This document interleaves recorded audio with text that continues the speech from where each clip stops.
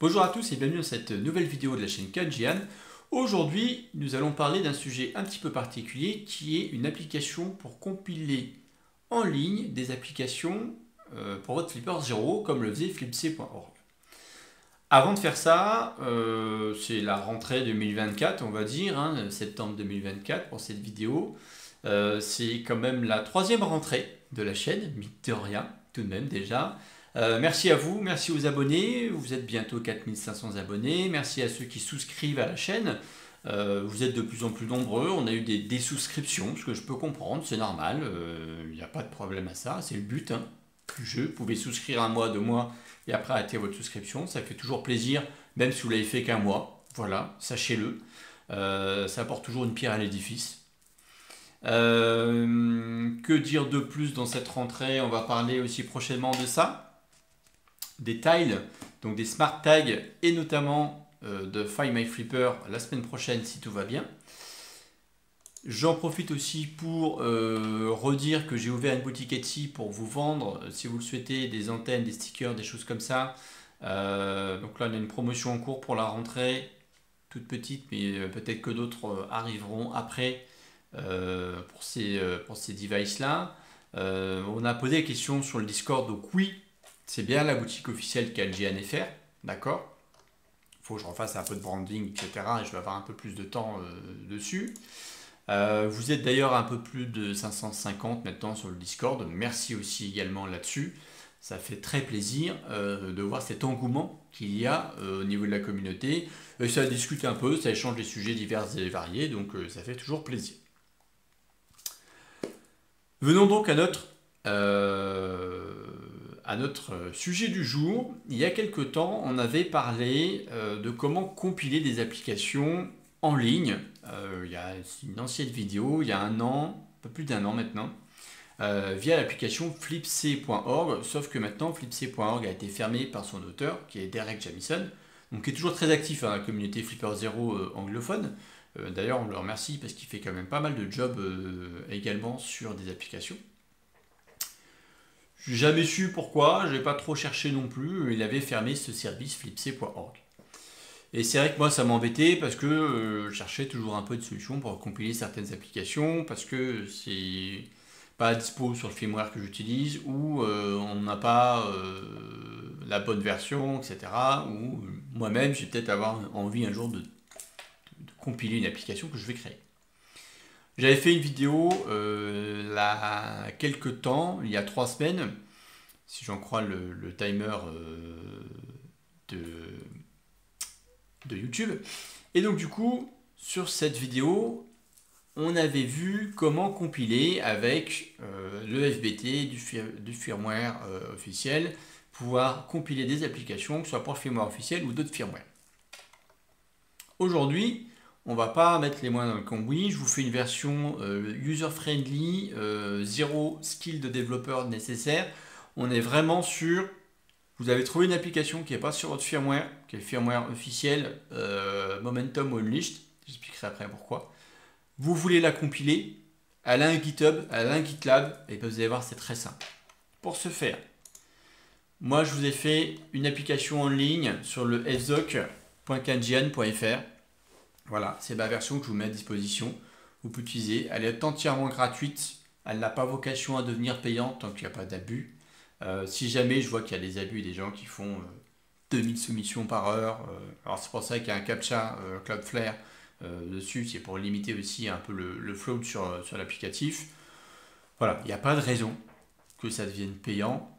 S'il y a des gens qui souhaitent soutenir via Buy Me a Coffee ou via une souscription sur la chaîne, etc.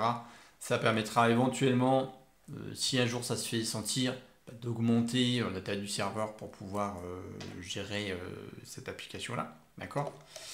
Mais il n'y a pas vraiment de plus de nécessité que ça. Donc ce que je vous propose, c'est de vous faire une petite démo sur l'application. Donc, quand vous voulez compiler une application, alors il y a d'autres personnes qui l'ont fait, où il vous faut juste une URL du repo Git. Donc en fait, ce qu'il va falloir que vous fassiez sur GitHub, vous avez cette URL là par exemple, hop, GitHub nopro portail off.git, vous la copiez, fois que vous l'avez copié, ici, vous la collez. Ça marche aussi sur les projets GitLab. J'ai mis un GitHub dans l'exemple, mais ça marche aussi pour les GitLab, d'accord? Et ici, vous avez le choix des firmware. Donc, soit l'officiel, soit le Momentum, soit le Unleashed. Je n'ai pas Roadmaster parce que Roadmaster ne diffuse pas un petit fichier qui est un directory.json. Et n'ayant pas ce fichier-là, on ne peut pas utiliser UFBT pour faire la compilation. Tout simplement. C'est ce que j'utilise. UFBT, c'est quelque chose qui a été fait par le firmware officiel. Donc c'est dommage, on ne peut pas l'utiliser. Donc par exemple, si je veux faire sur Unleashed, parce que ça fait longtemps qu'on ne l'a pas fait, vous allez faire choisir votre firmware, vous avez validé CLAPTCHA, et après vous avez soit la dernière version donc, qui est rappelée ici, donc là c'est Unleashed 0.77, soit la version dev, donc là il va prendre la dernière version de dev. Sachant que l'application fait un contrôle toutes les heures pour savoir si il faut faire une mise à jour de la release qu'il a au sein de l'application. Et c'est automatique, hein, c'est-à-dire que là la 0.7 est sortie avant, elle est sortie et une heure après on avait mis à jour maximum l'applicatif.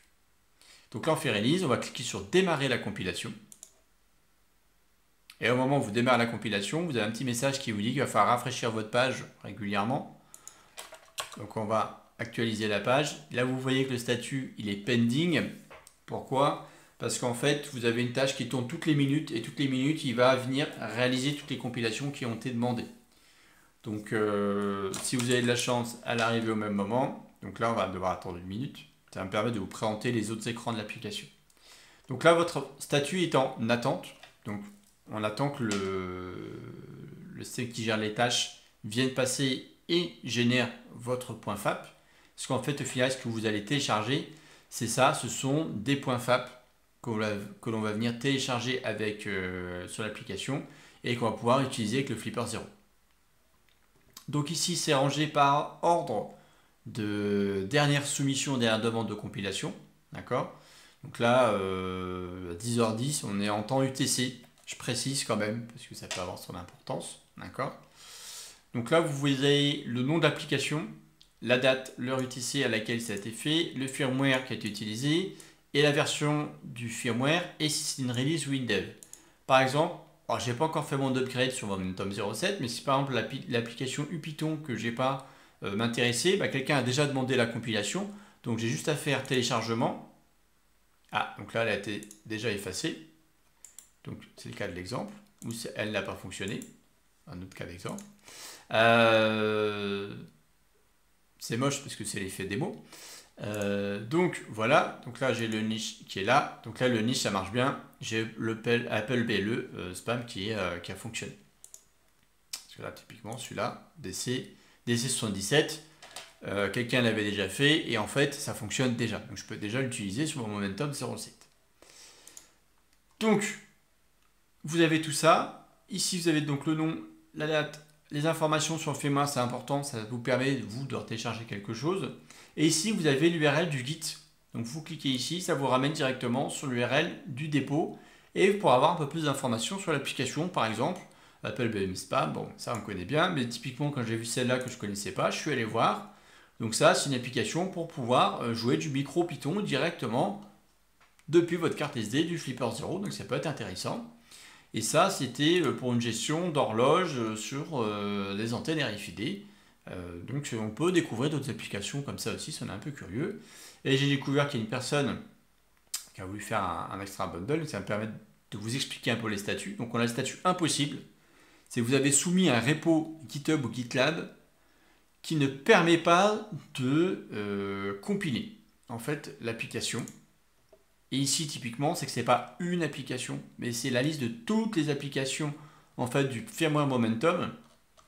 Et du coup, c'est passé, mais on ne peut pas compiler. Et c'est passé parce que je ne sais pas pourquoi ils ont laissé ça, mais ils ont laissé un manifeste à l'application.fam que mon système détecte. S'il est là, du coup, on se dit, il y a quelque chose à compiler. Et en fait, elle est devenue impossible parce qu'en fait, il y avait beaucoup trop de choses à compiler. Et vous avez le statut deleted, parce que je vais conserver sur cette plateforme en ligne uniquement 30 jours les points FAP. Et au bout de 30 jours, j'ai une tâche qui vient supprimer tous les points FAP et du coup, vous ne pouvez plus y accéder. Le statut change en deleted. Et du coup, si vous voulez recompiler, bah, vous prenez l'URL du point guide qui est là, vous la prenez, vous redemandez une nouvelle compilation, et le système recompile sans le moindre souci et sans problème là-dessus. Vous voyez, donc là, c'est bon. Pour les principales fonctionnalités, c'est ça. Vous avez aussi une petite recherche sur le texte qui est là. Donc si par exemple on veut que les momentum, il me sort que les momentum. Si je veux que les unleashed, il va me sortir que les unleashed. Je vois qu'il n'y a que Python. Si je veux sortir que les Python, il va me sortir que les Python. C'est plutôt très simple. On est sur quelque chose que je veux user friendly. C'est quasi mobile friendly. C'est juste que le tableau, je ne l'ai pas encore fait trop et du coup il déborde. Voilà. C'est le petit truc qui va coincer éventuellement. Je verrai si je passe le temps. Là, il y a un peu de stats. Bon, pour l'instant, ça veut strictement rien dire. On a fait 9 compilations ce mois-ci, 67 majoritairement pour le firmware Momentum et 12 compilations depuis le début. C'est un service que j'ai ouvert il y a 2 semaines, un petit peu doucement pendant les vacances. J'ai proposé d'ailleurs en premier à la communauté Discord pour pouvoir tester. Et après, bah, vous avez tous les liens pour pouvoir me retrouver sur X ou Twitter. Je ne peux vraiment pas avec ce nom de réseau social. La chaîne YouTube, forcément. Le compte Instagram de la chaîne, la boutique Etsy et le dépôt GitHub de la solution. Donc ça, c'est la première approche. Donc maintenant, au bout de 11 minutes, je réussis à aller au cœur de la vidéo. Et vous pouvez donc maintenant compiler une application, quelle qu'elle soit. C'est disponible en anglais. Alors, je me dis peut-être qu'à jour, ça parlera anglais et ça ira. Et j'ai prévu de faire une version en japonais parce que ça va amuser tout simplement. Je suis pas sûr que ce soit le plus utilisé.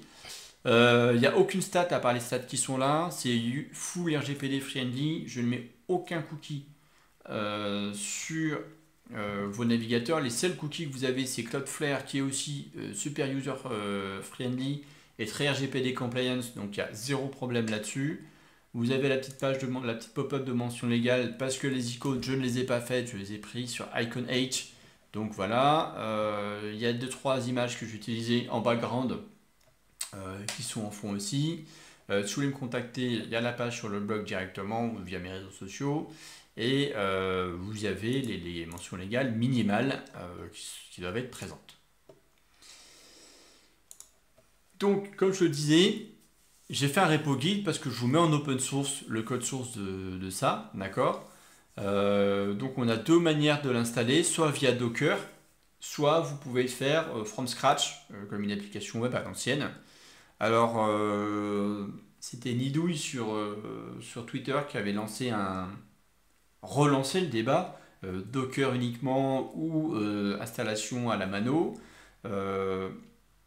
C'est vrai que c'est toujours embêtant d'être obligé de passer par Docker, c'est un côté un peu simpliste par moment.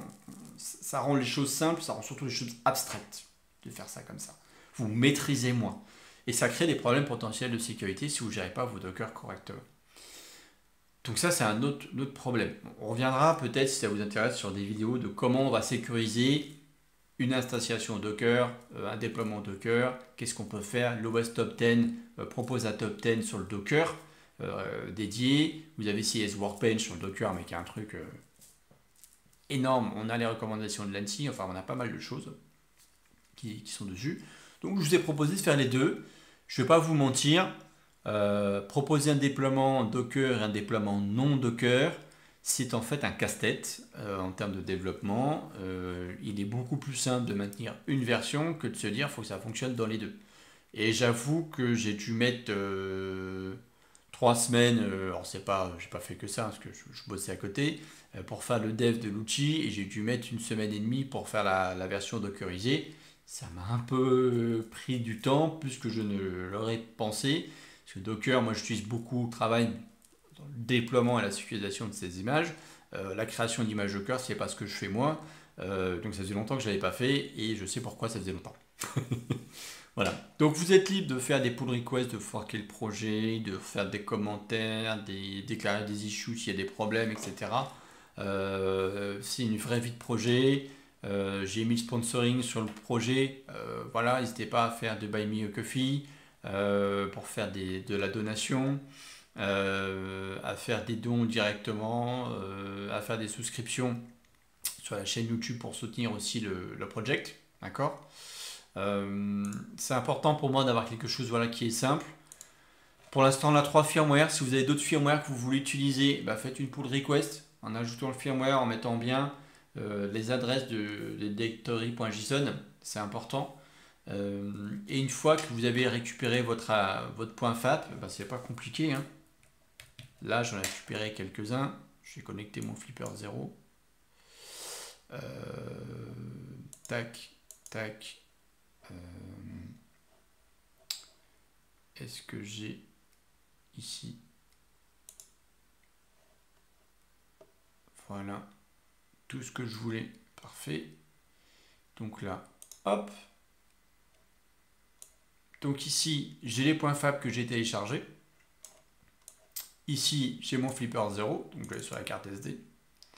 Sur ma carte SD, je m'étais fait un dossier dans Apps que j'avais appelé Kenjian. Voilà, donc là on a une ancienne version de le spam que je vais supprimer. Delete. Et donc là par exemple, j'ai la DC77 spoof. Alors je vais la copier. Je regarde juste que c'est sur l'autre version du Momentum que j'ai pas, parce que moi je suis en 6. Et là il y a marqué 5 sur la boîte en bas, là, je vois, je suis sur la 6 maintenant, je précise. J'ai oublié de mettre à jour ma petite image. Donc là maintenant elle est là. Donc une fois qu'elle est là, hop, on va dans votre Flipper 0. Moi je l'ai mis dans le dossier Apps. Donc dans Apps, je vais avoir un dossier qui va s'appeler Kanjian. Dans Kanjian, j'ai ça. Et voilà, j'ai une clog. Ça fonctionne, ça marche, c'est super. En fait, la PyG Momentum 7 n'a pas changé, mais vous voyez, là j'ai pris l'application, j'ai téléchargé. J'avais même pas fait un test avant record et ça fonctionne tout de suite. Donc ça c'est parfait, c'est beau, ça marche. On a vraiment quelque chose d'ultra fonctionnel. Donc ça c'est plutôt plaisant. Grosso modo, vous allez avoir vos applications en 1 minute. Peut-être qu'en évolution, il faudra que ça soit en auto-update sur le pending, vous n'avez pas besoin de rafraîchir la page. Voilà, c'est des petites choses sur lesquelles il faut que je travaille, que j'améliore. Mais j'attends vos suggestions aussi, hein, et de voir un peu l'usage qu'on va avoir. Mais c'est une belle alternative, pardon, je vais y arriver, je pense, pour vous permettre de compiler des applications rapidement. Parce que même si on est développeur ou pas, des fois on n'a pas la possibilité d'installer USBT ou la volonté de le faire sur nos machines. Et du coup, ce genre d'outil, c'est super pratique. On arrive, on le met dessus, tac, tac, tac, et on récupère l'élément. Qui sait, un jour, on aura peut-être des challenges sur les CTF qui seront codés à base d'applications Flipper 0 et qu'on pourra recompiler ça via cet outil et sera utilisé. Why not? Sait-on jamais? Eh bien, je pense que j'ai fait le tour sur la démonstration de cet outil. N'hésitez pas à le partager. C'est un outil qui doit vivre, c'est un outil qui est voilà, qui doit être vivant. C'est l'idée. Et puis que dire de plus? Eh bien, rien d'autre. Profitez-en, partagez-le, communiquez dessus, compilez vos applications, faites vos retours, abonnez-vous à la chaîne si ce n'est pas déjà fait, rejoignez le Discord si vous le souhaitez. Et puis voilà, on a plein de sujets sur cette nouvelle saison de la chaîne. On va avoir Tile, on va avoir encore des livres parce que on commence un partenariat test avec un éditeur.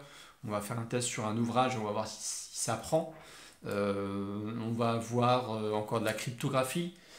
Qu'est-ce qu'on va encore avoir? On va avoir du tile, on va avoir les capteurs infrarouges qui vont arriver, on va refaire du Chameleon Ultra aussi. Pas mal en comparatif avec le Flipper 0 et aussi sur les applications. On va avoir un Pixel JS Amiibo qui m'a été envoyé par MToolsTech. Je m'excuse parce que ça fait longtemps qu'il me l'a envoyé, j'ai toujours pas fait la vidéo. C'est le temps que je le prenne en main et j'ai eu pas mal de sujets. Mais on va avoir une belle saison avec pas mal de choses. On va tester d'autres applications sur le Flipper 0. Et on va aller faire un peu d'autres choses que du Flipper 0. On va aller une démonstration d'Exogol, qui est un framework offensif qui fait beaucoup parler, toujours dans des manières pédagogiques. Hein. Pas de raison sur cette vidéo, mais je la mets quand même. Hein. Les vidéos que je fais, ils ont un but pédagogique, uniquement pédagogique. D'accord Donc voilà, on va avoir pas mal de choses à faire, à proposer. J'ai retenu que la qualité vidéo commençait à se faire sentir, qu'elle soit à la baisse. Du coup, je travaille dessus. Je vais m'équiper d'une nouvelle caméra, notamment pour faire les captures, quand on fait les captures directement du Flipper 0, etc. Pas avec le Q-Flipper, mais quand on a besoin de voir ce qui est fait autrement. La caméra déportée avec le téléphone, c'était bien, mais il y avait quand même des petites latences qui réduisaient la qualité vidéo. Donc, n'était pas forcément terrible, même si j'ai des bons réseaux, fibre, etc. Le système par lequel je passe recompresse le flux et du coup, c'est pas génial. C'était Video Ninja pour ceux qui connaissent pas, enfin pour ceux qui connaissent, pardon. Ça marche plutôt pas mal, ça dépanne bien. Ça sera utilisé notamment quand je ferai des captures d'écran du smartphone en fonctionnement s'il y a besoin. Euh, mais c'est vrai que ça vaut pas quand même une belle captation en 720p ou en 1080p directement. Il y en a qui m'ont demandé des vidéos en Full HD. Euh, Vous me direz, n'hésitez pas en commentaire si vous êtes arrivé jusque-là. J'en profite parce que je fais des vidéos longues. Et vu que j'ai traité le sujet en 10 minutes, euh, n'hésitez pas à me dire si vous voulez aussi du Full HD parce que là on est plutôt sur un 720p. À mon sens, ça vous permet de bien lire ce qu'il y a écrit à l'écran. Si je vous mets vraiment un Full HD, j'ai peur que ça commence à devenir un peu petit. Voilà. Mais après, c'est un débat, c'est une solution, c'est un parti pris de ma part. Donc, moi, je suis pas contre. Et au pire, on verra avec des power tools pour faire des zooms où il faut, etc. Agrandir la police, c'est pas un souci. Ça se fait largement. Voilà. Eh ben, merci à vous. Je vous dis à très bientôt. À ciao.